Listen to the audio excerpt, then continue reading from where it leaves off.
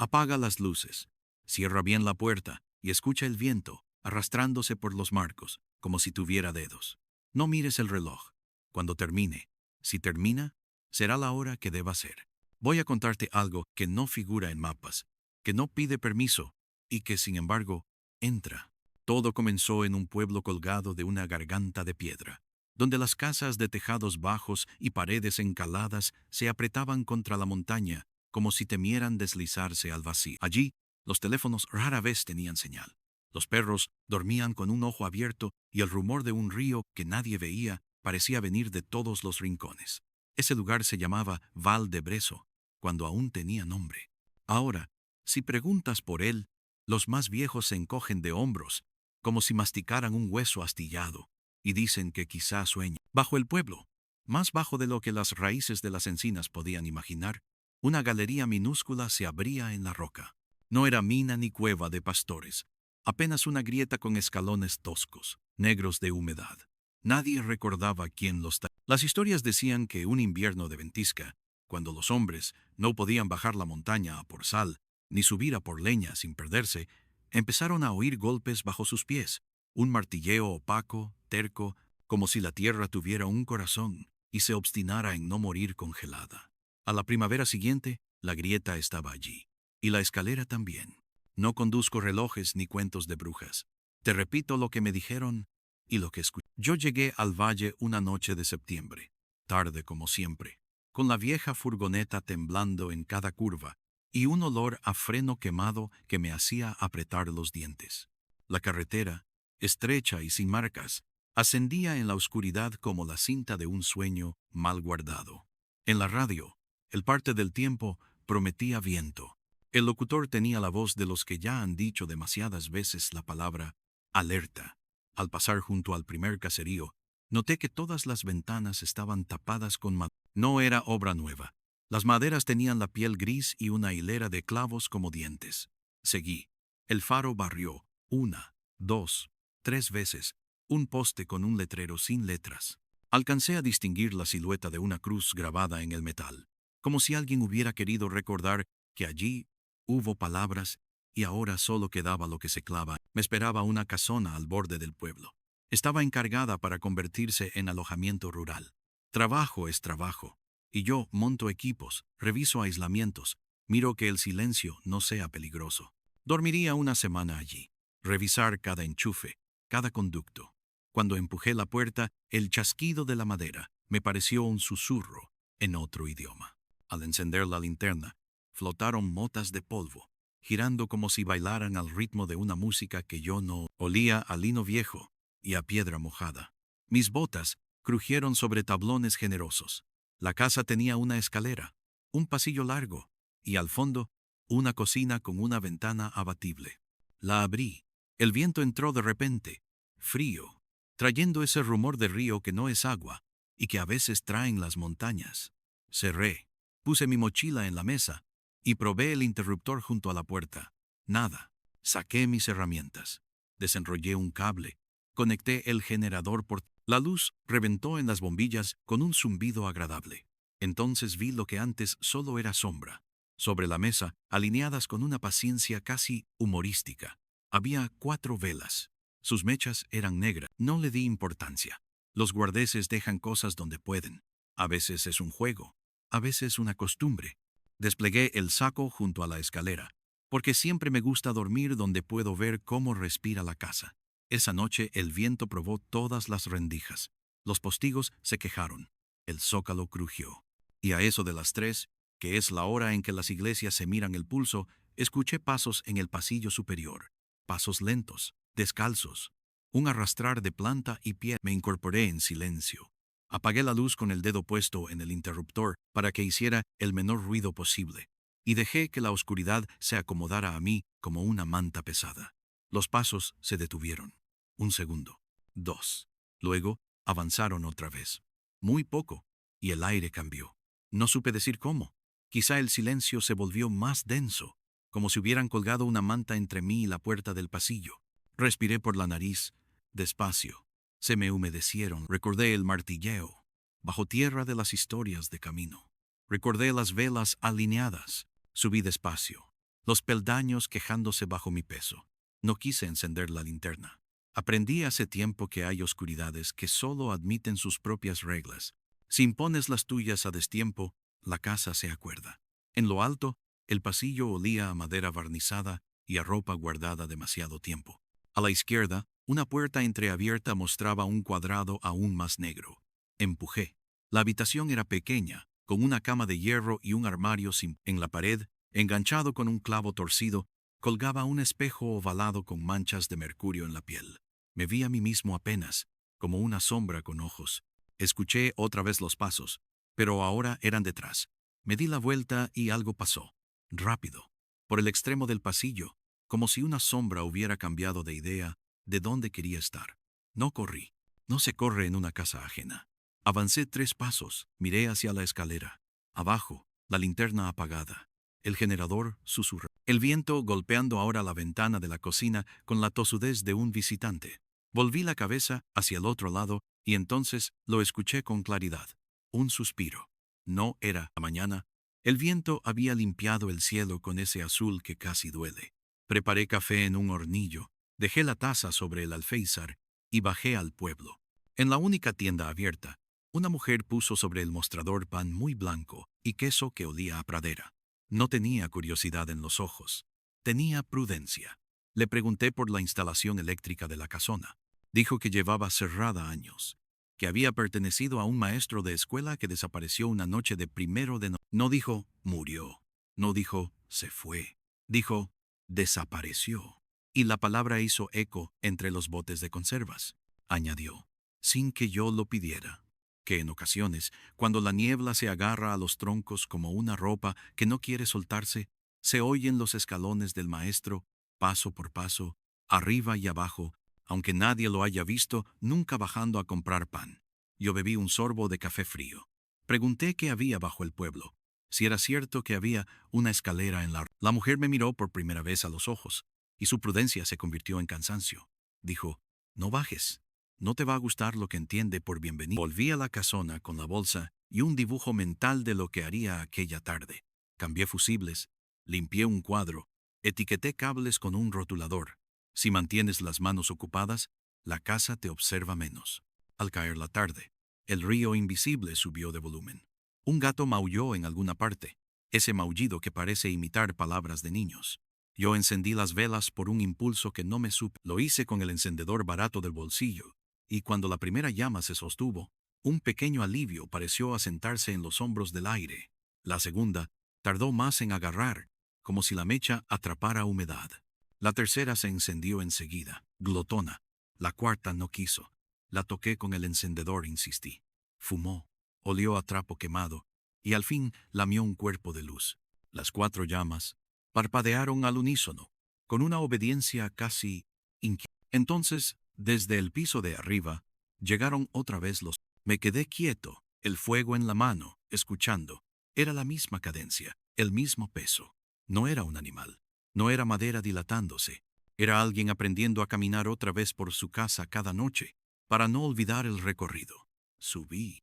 Los peldaños, obedientes, marcaron mis pasos con crujidos, que conocían ya mi ritmo. Arriba, la habitación del espejo seguía abierta. En el vidrio, la llama de mi encendedor parecía flotar sola, separada de mi mano, como si yo hubiera quedado al otro lado y la luz se negara a seguirme. Apagué el encendedor. La llama se borró en el espejo un parpadeo, después de desaparecer en el mundo. Y fue entonces cuando escuché no un suspiro, sino una respiración franca, serena, al otro lado de la puerta del fondo. Puse la oreja. Respiraba alguien. Inspiraba, exhalaba, una respiración humana, sin asma, sin prisa. Llamé porque tengo las viejas costumbres de quienes prefieren las explicaciones. Buenas noches. La respiración no se detuvo. Abrí. La habitación del fondo olía a papel viejo y a tinta seca. Había una mesa de madera con marcas de cuchillo, como si alguien hubiera afilado lápices allí durante décadas. En la pared, una estantería sin libros, solo polvo. Sobre la mesa, un cuaderno abierto y una estilográfica acostada, como si hubiera dejado de escribir para respirar. Me acerqué y vi que el cuaderno estaba abierto por la mitad del cuaderno, pero las páginas estaban en blanco salvo por una frase escrita con tinta casi desvanecida.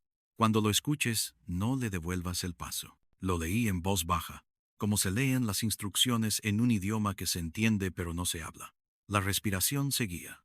Venía de detrás de la estantería, o de la pared misma. Dije, hola otra vez. Y la respiración cambió. No se detuvo, no se aceleró. Cambió de... La sentí a mi espalda, a la altura exacta de mi nuca.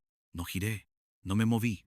Recordé la frase, y contuve el impulso de dar un paso atrás. La respiración, satisfecha, pareció asentirse sola, como si yo hubiese pasado una prueba vieja. Vieja como el primer escalón de la... Esa noche no dormí, no por miedo, aunque el miedo estaba allí como un perro atado con una cuerda larga, sino por curiosidad. Puse una grabadora en el pasillo superior antigua, de las que usan microcassette, con un pequeño micrófono de corbata. La dejé sobre el suelo de madera, asegurándome de que no rozara nada que pudiera crujir al moverse.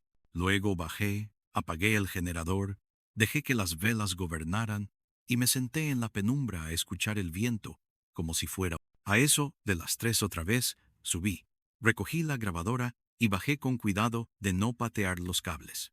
La coloqué en la mesa, junto a las velas, y le di al play. Al principio, solo el viento, más leve en la cinta que en la casa que yo tenía alrededor.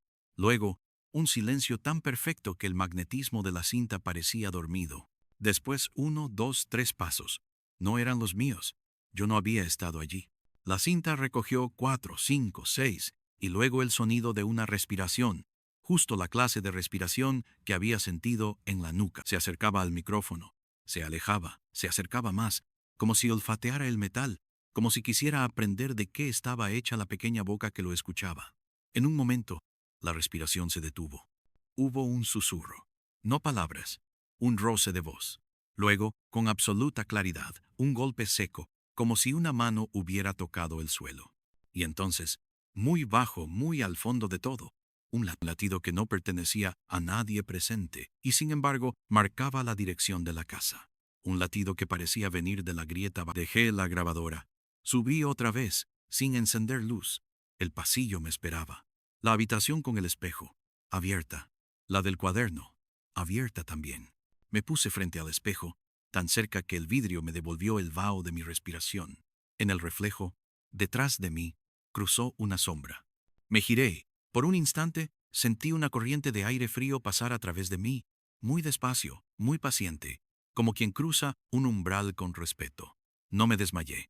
Sería un mal punto pero me senté en el suelo, los codos apoyados en las rodillas, y escuché. El aire, al moverse, trajo algo que no debería existir, el olor a un aula. Tiza, lana mojada de abrigos, el hierro dulce de las tizas gastadas. Y, dentro de ese olor, una palabra dicha hace mucho tiempo, presente. La mujer de la tienda me dijo al día siguiente que el maestro de escuela se llamaba Abel. No tenía familia. Enseñaba a contar con piedritas, porque los libros tardaban en llegar, y las piedras estaban en todas partes. Una noche, en noviembre, los niños oyeron pisadas bajo sus camas. No el típico crujir. Pisadas, claras, descalzas.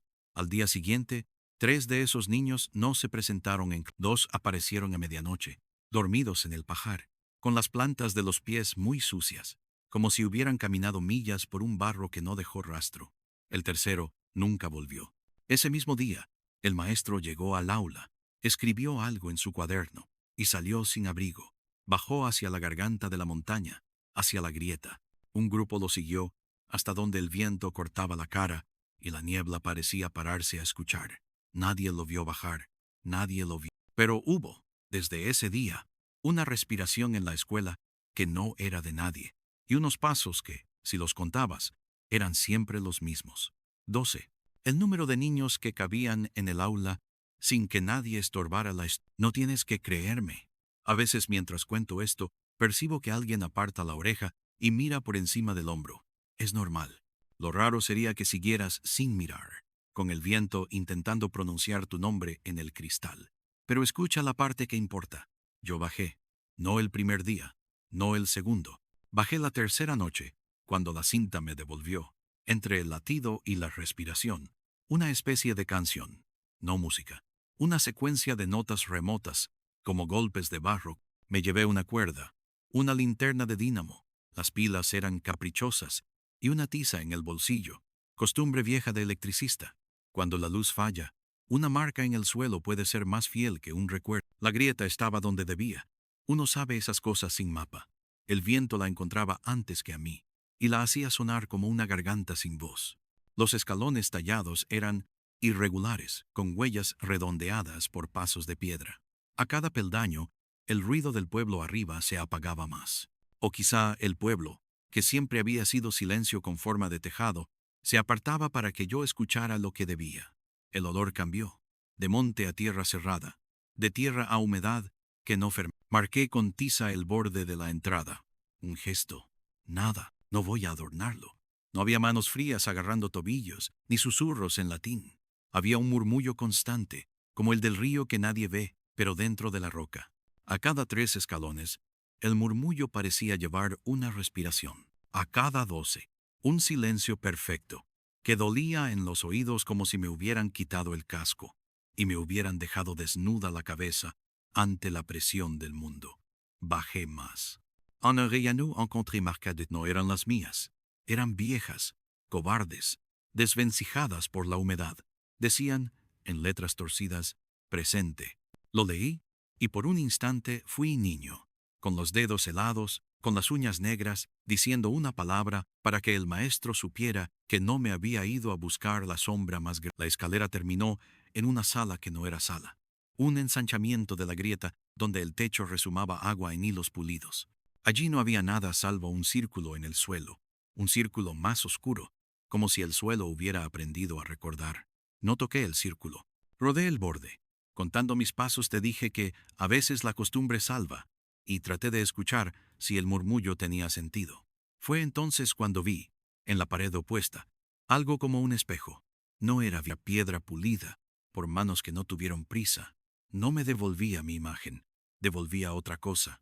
Al principio creí que era mi espalda de niño otra vez, con la camisa demasiado corta y los pantalones heredados demasiado largos, pero no, era un aula pequeña, con estufa, con piedras en una caja para contar, con una ventana donde la lluvia, aquella lluvia de hace muchos años, empapaba todo. En el aula había 12 sillas. Estaban vacías. El espejo de piedra sostenía ese mundo con una terquedad que dolía. Y detrás de todo, una respiración. No sé cuánto tiempo me quedé allí. El murmullo del río que no se ve, la respiración, la sala que no es sala, la piedra que no es espejo. En algún momento, sin haber dado un paso, estuve de pie delante del círculo del suelo. La tiza en mi bolsillo se calentó, como si tuviera fiebre. La saqué y la rompí sin querer. Tenía los dedos rígidos. Y fue ahí cuando, lo juro, escuché por primera vez mi nombre. Nadie lo pronunció. La roca lo pronunció. No fue sonido. Fue una especie de hueco con mi forma, invitándome. Si te digo que el impulso de poner un pie dentro del círculo fue tan natural como encender una lámpara al entrar en una habitación, me creerás a medias. A mí me costó no hacerlo. La respiración, en cambio, se detuvo, y esa ausencia me empujó hacia atrás, como una mano que te retira del borde de un andén cuando el tren entra con demasiado viento. Volví atrás, subí, conté escalones, marqué con tiza en cada descansillo una línea, como migas de pan que el viento no puede robar. Al salir a la noche, el cielo se había nublado. Las casas dormían como animales pesados, con sus maderas clavadas y sus voces guardadas para dentro. En la casona, las velas me esperaban con sus mechas torcidas. La cinta del microcassette, aún caliente del esfuerzo, parecía mirarme desde la mesa. La guardé. Me dormí un rato, un sueño a pedazos, con los pasos arriba, abajo, arriba, como un balancín. Esto que te cuento no es un informe, aunque tengo. No es un experimento, aunque lo hice. Es una advertencia que llega tarde para mí, quizá a tiempo para ti. A la cuarta noche, encendí la radio. Quise escuchar otra voz, cualquiera, la del parte meteorológico, la de un locutor que no supiera pronunciar mi nombre como hueco, que dijera, viento del norte, rachas, manténganse bajo cubierto. Al principio, solo estática. Luego, una sintonía vieja que recordé de niño. Después, una voz. La voz dijo, No devuelvas el paso. Era la frase del cuaderno. No tenía acento de aquí ni de ninguna parte. Era la voz de alguien que ha vivido tanto tiempo en el silencio que pronunciar una palabra le cuesta como sacar un barco a pulso del agua. Bajé el volumen, con cuidado, casi pidiendo perdón. La voz, en la radio, respiró. Yo respiré a la vez, sin querer. En la grabadora, que aún tenía dentro la cinta de la noche anterior, algo chasqueó. La radio, sin que yo la tocara, subió el volumen un punto. Y entonces la voz dijo mi apellido, despacio, como si lo aprendiera. Dijo, presente, no voy a decirte cómo terminó, porque no termina. Esa es la trampa. La casona fue arreglada. Sí. Puse bien cada cable. La luz dejó de parpadear cuando el viento jugaba en las junturas. Entregué las llaves. Cobré el trabajo. Me fui. Pero en el retrovisor, en la última curva, le vi al valle una sombra que no era nube. Una sombra de aula, con 11 sillas ocupadas por aire. La duodécima, en la última fila, tenía una marca de tiza en la pared. Desde entonces, por las noches, cuando el viento decide que las ventanas de mi piso son una costa y que la ciudad es un mar, pongo la radio. Paseo el dial hasta que encuentro una estática que no está en ninguna frecuencia. A veces, si estás atento, entre las chispas del ruido se escucha un paso, uno solo, o dos. Nunca devuelvo el tercero. Me siento, cuento la respiración. Y repito, en voz baja mi nombre, no para llamar, sino para no olvidar. Porque eso también es una ley de ese valle. Si olvidas cómo te llamas, la piedra te bautiza otra vez con un nombre. Si has llegado hasta aquí y escuchas algo, no te pongas de pie. No mires a la puerta. No vayas hacia las escaleras. No enciendas una luz que no te ha pedido la noche. Quédate quieto. Deja que la respiración haga su propio trabajo. Si sientes un aliento detrás de la nuca, no gires. Si un espejo a tu espalda decide mostrarte un aula, no cuentes sillas. Si un círculo aparece en el suelo bajo tu mesa, no pongas el pie dentro para ver. Te parecerá que no estás haciendo nada, pero créeme, habrá en ese gesto tanta acción como en un grito. La última vez fue distinto. Estaba ya en la cama, la ciudad muy lejos de aquel valle, cuando escuché los pasos no en el pasillo de arriba, no hay pasillo aquí, sino en el pasillo de mi edificio. Alguien contaba, con plantas descalzas, las baldosas. Me incorporé y supe, con la certeza seca de las cosas, que no necesitan demostrarse, que había chispas de tiza en el felpudo de mi puerta. Miré el techo y me descubrí esperando un golpe seco en el suelo. Un saludo llegó, medido, con la educación de quien entra en una casa que no es la suya, pero que lleva años imaginándola. Abrí los ojos y en la pared, junto a la ventana, vi dibujado en vaho un óvalo. Dentro, una superficie que no era de este lado. No era mi salón. No era la casona. Era la tienda del valle, con sus botes y su mostrador. Detrás, la mujer, con su mirada de prudencia cansada. Levantó la vista como si sintiera que alguien la observa desde muy lejos, y dijo, despacio, presente. La palabra cruzó el vidrio. El viento, aquí, golpeó con la mano abierta. En la radio, que no había encendido, una voz que conocía ya dijo mi nombre y añadió, por primera vez, tu turno. No respondí. Sentí, entre la piel y el hueso, la tentación de dar un paso. El suelo no se movió, pero me habló, con ese idioma sin sonido que aprendí sin querer en la grieta. Y en ese idioma muy claro, dijo algo que no había escuchado antes. No eres uno de los niños. Comprendí. No me había salvado por prudencia ni por fuerza, sino por edad. Esa cosa, ese hueco con forma de palabra, buscaba sillas pequeñas. Las mías ya no encajaban. La respiración detrás de mí se retiró con la decencia de un invitado que entiende que se ha equivocado de puerta. El óvalo de vaho se borró. El viento se olvidó de mí. Queda un detalle, el único que no sé dónde colocar en la repisa mental donde ordeno esta historia. En la casona, bajo el cuaderno, encontré más tarde cuando fui a despedirme de la casa, porque se despide uno de los lugares igual que de las personas, por si acaso una hoja suelta. No tenía fecha. El trazo era seguro, de maestro que ha repetido muchas veces una O hasta hacerla perfecta. Decía simplemente, si encuentras la cinta, no borres la última respiración. La necesita para saber que No es la única. Volví a casa con la cinta. No la subí a ningún sitio. No la digitalicé. A veces, cuando el viento molesta y la radio repite alerta con su voz acostumbrada, le doy al play. Escucho el viento de la casona, el murmullo, los pasos, la respiración que se acerca y se aleja como un péndulo de aire. Y, al final, justo antes de que el carrete haga clac, la cinta guarda una inhalación que no es mía, ni del maestro, ni de los niños, ni de la piedra. Es tú. Lo sé porque, mientras hablo, mientras el viento insiste y tus paredes responden, has respirado un poco más hondo. No te preocupes, no voy a devolverte el paso. Pero, si mañana al despertar hay polvo de tiza en el marco de tu puerta, no barro, déjalo. Alguien, en un valle que quizá no recuerde su nombre, necesita saber que, al otro lado de la grieta, alguien dijo en voz baja, sin moverse, presente.